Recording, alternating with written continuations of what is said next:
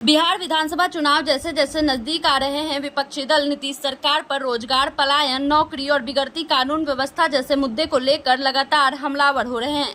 इसी क्रम में महागठबंधन की सहयोगी कांग्रेस ने 12 जून को राज्य के 25 जिलों में एक साथ बेरोजगारी के मुद्दे पर बड़ा आंदोलन करने का ऐलान कर दिया है।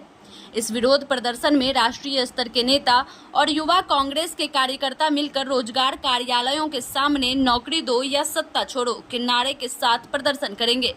वहीं मंगलवार को सदाकत आश्रम में आयोजित एक प्रेस वार्ता के दौरान कांग्रेस प्रदेश अध्यक्ष राजेश राम ने यह जानकारी दी है। उन्होंने इस मौके पर बिहार की एनडीए सरकार से 5 तीखे सवाल भी पूछे। 45 विभागों में खाली पड़े 5 लाख पद कब भरे जाएंगे? दूसरा सवाल, बिहार पेपर लीक का अड्डा कैसे बन गया और इसकी निष्पक्ष जांच कब होगी? तीसरा सवाल, संविदा कर्मियों को स्थायी कब किया जाएगा? चौथा सवाल, कर्मचारियों को समान काम के बदले समान वेतन कब मिलेगा? पांचवा सवाल, बिहार से पलायन कब रुकेगा? आपको बता दें कि 12 जून को ही महागठबंधन की चौथी बैठक भी होनी है, जिसकी अध्यक्षता तेजस्वी यादव करेंगे। वहीं इससे पहले प्रदेश कांग्रेस अध्यक्ष राजेश राम ने केंद्र की नरेंद्र मोदी सरकार पर भी निशाना साधते हुए कहा था कि एनडीए के 11 साल के शासनकाल में देश की स्थिति बदहाल हो गई है। उन्होंने आरोप लगाया कि 2014 में सत्ता में आने के बाद से ही मोदी सरकार ने यह आभास करा दिया था कि यह किसान, दलित, मजदूर, महिला और गरीब विरोधी है। वहीं महागठबंधन की एक अन्य सहयोगी भाकपा ने केंद्रीय मजदूर संगठनों द्वारा 9 जुलाई को प्रस्तावित आम हड़ताल को अपना समर्थन देने का फैसला किया है। पटना में हुई भाकपा राज्य कार्यकारिणी की विस्तारित बैठक में आगामी बिहार विधानसभा चुनाव की तैयारियों, पार्टी के शाखा, अंचल, जिला और राज्य सम्मेलनों सहित विभिन्न महत्वपूर्ण मुद्दों पर चर्चा की जाएगी। आप इस खबर को किस प्रकार देखते हैं, हमें कमेंट कर जरूर बताएं और ऐसे ही तमाम खबरों के लिए देखते रहें केलांचल टाइम्स। विशेष वार्तागण में हमारे गार्जियन पूर्व मंत्री माननीय कृपानाथ पाठक जी, हमारे गुरु डिप्टी मेयर साहब अमानुल्लाह खां साहब, पूर्व प्रत्याशी दरभंगा लोक विधान परिषद का इम्तियाज नूरानी भाई, हमारे बड़े भाई मनोज मिश्रा जी, एआईसीसी सदस्य रूपन झा जी, मुकेश जी, मीना देवी कुशवाहा मेरी बहन, सब लोगों का स्वागत। कुछ दिनों से हम लोगों का मन कर रहा था कि जिला में प्रेस कॉन्फ्रेंस करूं कि भारत सरकार और माननीय मोदी जी 11 जन कल्याण योजना चला रहे हैं। तो आप लोगों को मालूम होगा कि 2013 में जब इनका प्रधानमंत्री का नाम लॉन्च हुआ था, उस समय आपने देखा होगा कि बहुत बड़े बड़े पोस्टर जिला में, प्रदेश में, हाईवे पे लगाए थे कि बहुत हुई भ्रष्टाचार की मार, अब की बार मोदी सरकार, बहुत हुई महंगाई की मार, अब की बार मोदी सरकार। तो आपने बहुत सारा योजना, 11 योजना से लोगों को अभी टीवी के माध्यम से, न्यूज़पेपर के माध्यम से लगातार करोड़ों करोड़ अरबों रुपया खर्च कर रहे हैं, जिसके माध्यम से हम लोग कहना चाह रहे हैं आपके माध्यम से कि उनका 11 जो जन कल्याण योजना है और हमारे पास 15 उनके जो योजना है विफलता का कारण है, मैं जनता के बीच रखना चाहता हूँ कि शुरू में जब आए बोले कि 100 दिन में मैं काला धन लाऊंगा, 15 लाख रुपये सबके अकाउंट में दूंगा और बहुत सारी योजनाएं की है कि 2 करोड़ रोजगार दूंगा, तो 11 साल में 22 करोड़ रोजगार होना चाहिए। तो आपने सारी चीज़ देखा। अभी सिंदूर योजना इन्होंने किया, जब से 2014 से ये प्रधानमंत्री बने, कई अरब रुपया ये विदेशों में जाके खर्चा किए और जब साधारण सा कोई ज़रूरत पड़ा, जैसे अभी पाकिस्तान से पहलगाम के मुद्दे में अपनी सेना ने पराक्रम दिखाया, सेना को धन्यवाद देते हुए हम लोगों को गर्व है कि भारतीय सेना पे। लेकिन अब ये नया कहानी शुरू किए हैं कि जो हो गया उस बात को सीज फायर हो गया, जहाँ से भी कराए, जहाँ से भी किए, पूरा देश जानता है, पूरा दुनिया जानता है।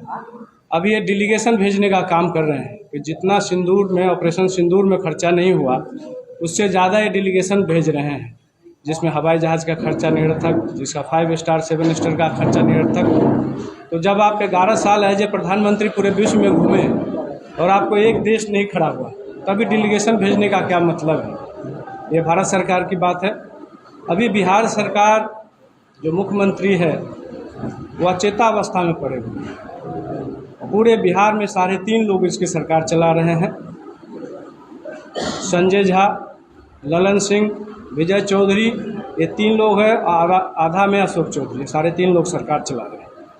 पूरे प्रदेश का जो स्थिति है, जो आप देख रहे हैं कि दिन दहाड़े हत्या हो रही है। परसों 5 बजे दिन में माँ बेटी और पिताजी को हत्या कर दिया गया। पिताजी अभी हॉस्पिटल में, माँ बेटी को हुआ।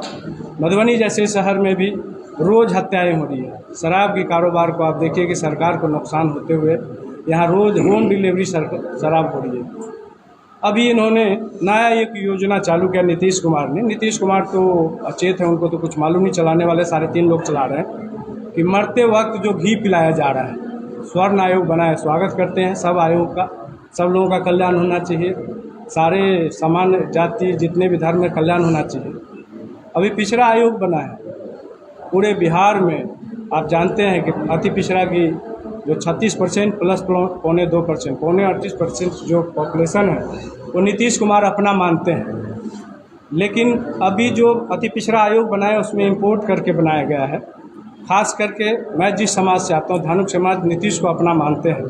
लेकिन पूरे बिहार में बीजेपी और नीतीश सरकार ने एक भी धानु को अकोमोडेट नहीं किया है, चाहे पिछड़ा आयोग हो और महिला आयोग हो, बहुत सारा आयोग बना है।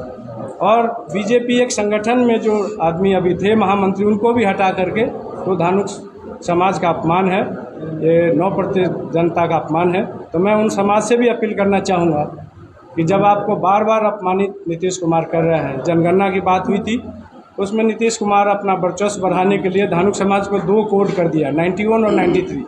कन्फ्यूजन में उनकी जनसंख्या कम होगी, कुर्मी की जनसंख्या ज़्यादा दिखा रहा है, जबकि कुर्मी नामो निशान नहीं है। तो मैं इसी संबंध में आप लोगों से रूबरू होना चाहता हूँ कि बिहार सरकार बिल्कुल विफल है हर मोर्चे पे, और हमारी जो महागठबंधन की सरकार होएगी, जो राहुल जी ने ऑलरेडी बिगुल फूंक चुके हैं, 5 बार बिहार आ चुके हैं। तो 12 तारीख को आपके माध्यम से मैं पूरे ज़िले, पूरे प्रदेश में कहना चाहता हूं कि पलायन रोको, नौकरी दो।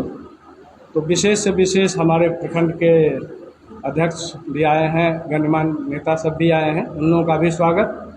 तो 12 तारीख को तो मैं ये कर ही रहा हूँ। साथ ही साथ हमारे जननायक राहुल गांधी के कंधे से कंधे मिला के चलने वाला एनएसए के राष्ट्रीय प्रभारी कन्हैया कुमार जी भी हमारे नुरानी भाई के आग्रह पे बिस्पी के प्रोग्राम सिबोल में आ रहे हैं। तो आप लोगों को भी विशेष आमंत्रण 15 तारीख को आ रहे हैं।